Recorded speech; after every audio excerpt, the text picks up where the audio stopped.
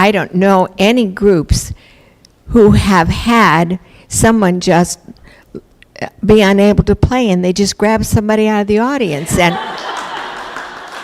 start playing.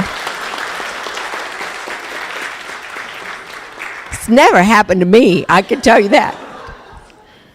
We are so happy here at St. Cyprian's to have this wonderful flute choir present a concert for us this afternoon. And the concert is called St. Augustine, A History of Raids, Rumors, and Legends. And so in this historic church, we're going to have a historical program.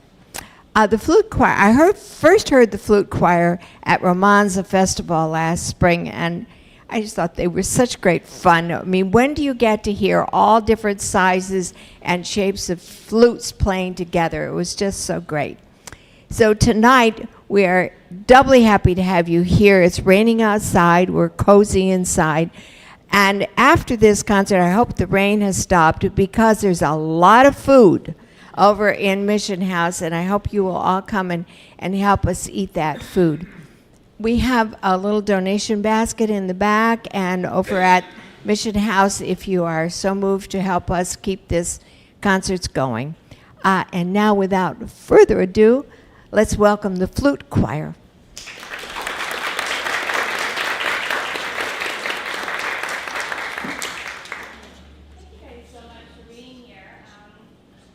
We recently commissioned a piece from a living composer in Atlanta, Georgia. We love her music. She uses a lot of extended techniques, which is an unorthodox ways to use the flute in making some interesting sounds. You'll hear that one a little bit later on the program because we wanted to sort of take you on a journey. So our first piece is called Spanish Polonaise, so we're sort of starting in Spain, if you will. Our second piece is called The Wayfaring Stranger. It's a theme and variations piece, and this is in our oral story here of going across the ocean to the New World. Our third piece, I believe, is Bamboria. And that is a really fun Spanish flamenco dance, and we have a soloist on that one as well. And then we get into the new piece titled The Ancient City. This is a 3-movement work. The first movement is, you have some program notes there, but I'll just do a quick synopsis. The first movement is sort of about Ponce de Leon's journey and search for the Fountain of Youth. So that's where our rumors and legends comes in. And then our second movement is titled The Defense. And so that is about the Castillo de San Marcos that has been here for ages and has changed hands multiple times, but yet here it still stands. So you'll hear some of the militaristic style in there a little bit. And then our last movement is called The Prosperity. So it's about the Flagler era. Henry Flagler wanted to turn St. Augustine into the new Newport and have all of his lovely rich friends come down. So he built these fabulous hotels. I believe there was 3 in all. One of them is still serving as a hotel. One of them is housing Flagler College. So you'll hear some ragtime rhythms in that. You'll hear some early horn honking. You'll hear some, what was our last sound? Horn honking and, oh yes, railroad. Of course, right? How are they going to get from the north to the south? Yes, of course, some railroad sounds, train sounds. And then after this wonderful piece that you're hearing for the very first time, anywhere. It's a world premiere. Then we will move into, can I borrow your program? Just my brain is a little squirrely right now. Thank you. Oh, then we'll move into Pirate's Escapade. This is a multi-movement work as well, and I'm sure you all know that St. Augustine has been raided by pirates, has been burnt to the ground multiple times, so there's quite a lot of history. If you haven't checked out your pirate museum here, it's one of our favorite places to go. My little girl is here, and she will attest that it is very much fun. So 2 of the movements that we're performing from that is, one is called Out of the Mist, and then the last movement is called Plunder and Mutiny. So it's a lot more lively. And then we're going to get into a piece called A Little Spanish, A Little Latin. We're going to do the first two movements of that, which are both Spanish dances. One is called the March, and the other is a Paso Doble. And then our last piece is called Malagueña. It's very quick, it's very fun. I think you'll really enjoy this program. Thank you so much for being here. And we're going to go ahead and get started with Spanish Polonaise.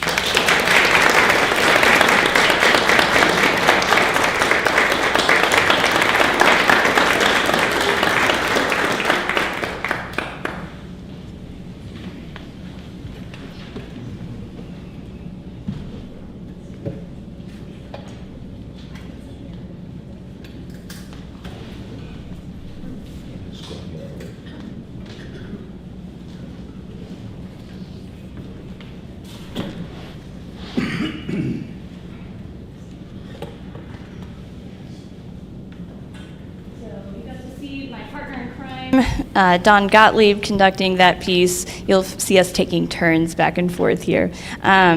You'll also see some really interesting instruments. You all know the C flute, the concert flute. It's in bands, it's in orchestras, it's everywhere. And we love that instrument. We all started on that instrument. The next instrument that we usually gravitate towards or get get forced into playing if you're a low flute lover, is the piccolo. Can we hold a piccolo up here? There we go. That's our little sister. It's our favorite. So that instrument is actually one octave higher than the C flute. So even though it's written in the same staff, it comes out sounding one octave higher. So we technically call it a transposing instrument.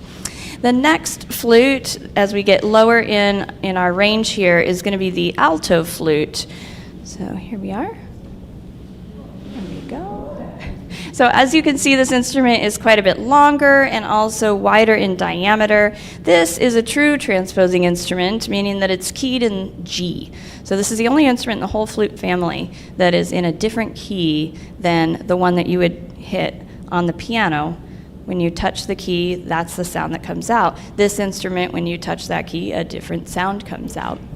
So the parts for this instrument have to be transposed so that they fit with everyone else. It has a very mellow, beautiful, warm kind of a sound. And it's getting used more and more in orchestras and movie scores. John Williams uses this instrument quite a lot. And then our low friend here, this is our bass flute. Now, because of the length of this instrument, it is impossible to play it straight. So every bass flute has a curved head joint because we don't have gadget arms, right? Yeah, so this is actually twice as long as the C flute, twice as large in diameter as well, and it sounds one octave lower than the flute. And so while we're on this, let's hear some of these sounds. So let's see here. Heather, you've got a C flute. Will you play a little bit?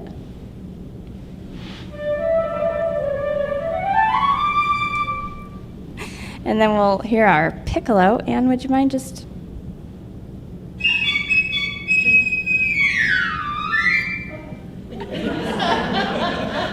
Thank you. And then we have our alto flute here.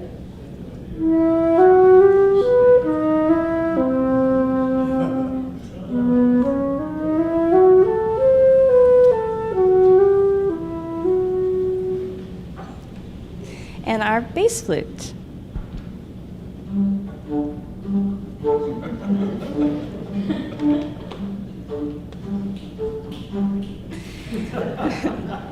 So this is the kind of material that they usually get in these pieces. However, on that last piece, you did hear a bass soli. So we had two basses playing, and they got to play the melody. So we all had to get really, really quiet so that you could make sure that you could hear them. All right, so our next piece on the program for you is Wayfaring Stranger. I did mention this is a theme and variation. The way that I describe this to my students is it's like getting the variety pack of Lay's chips. You've got your basic potato chip, that's our theme, and then you have the different flavors. We have sour cream and onion and barbecue and all these other fun things. And so the composers will change an element of the music or add notes. They'll make the rhythms faster, they'll make the rhythms slower, they'll change who gets the melody, things like this, to make it interesting and entertaining. So you'll definitely hear a few very clear variations in this piece. We hope you enjoy it.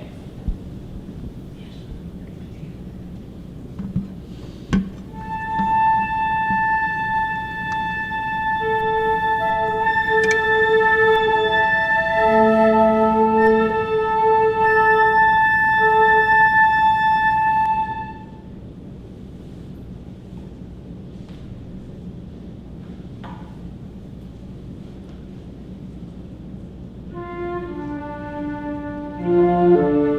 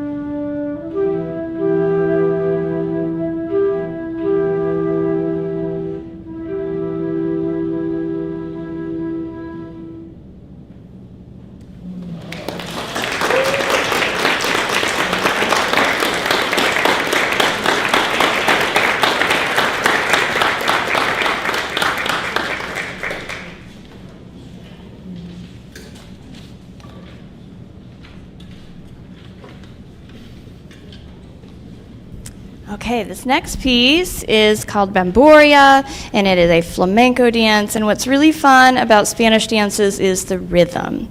So we had to learn how to take a compound meter that we're used to playing in 12/8 time, 1, 2, 3, 4, 5, 6, 7, 8, 9, 10, 11, 12.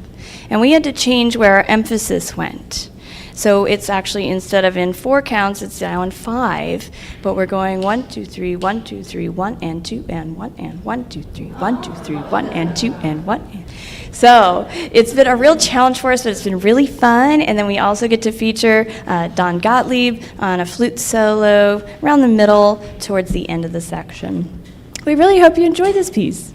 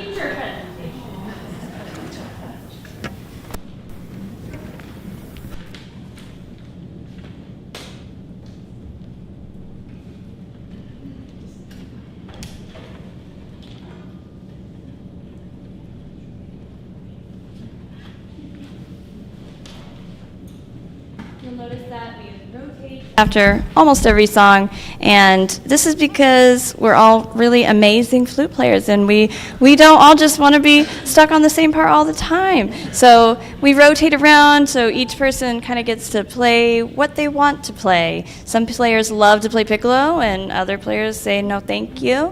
And so we kind of make it work, and everybody gets their day in the sun.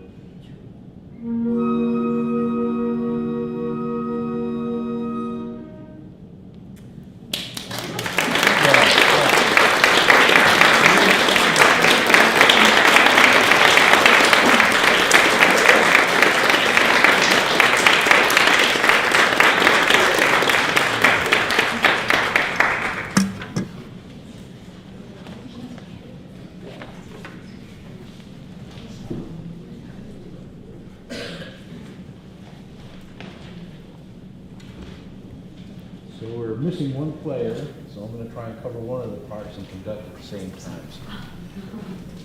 So should be exciting.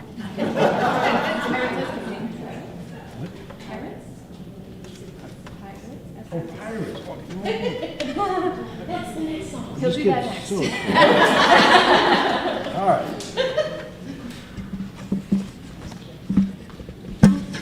So you may have known or heard that pirates did land at some time in St. Augustine. And there was an article in the paper that two pirates were coming back to the ship after their weekend off. And one pirate said to the other side, "Get some new earrings." He says, "Yeah, just got them. They're $1 a piece." It's not bad for a buccaneer.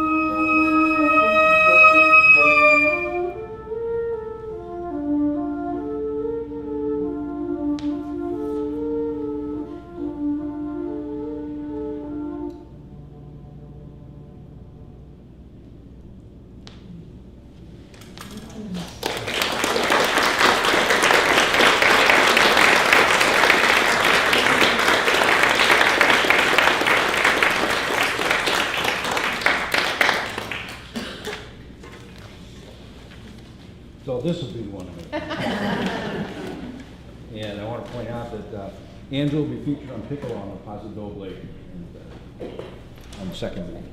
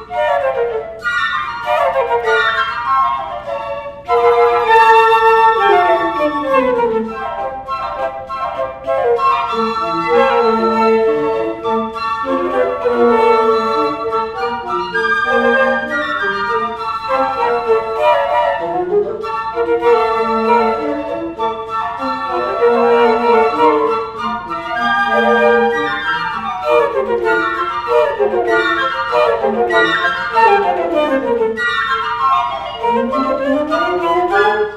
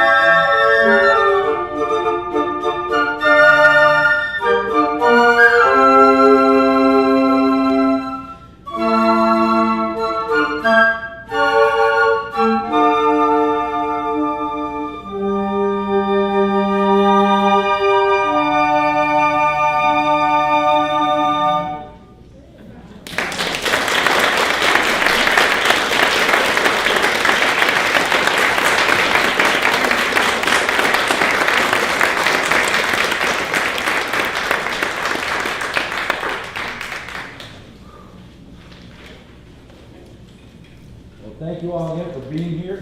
We worked really hard at bringing this program together. It's no fun if we don't have somebody to share it. Don't forget about the reception. Got lots of good stuff over there to eat and drink, and we'll see you there.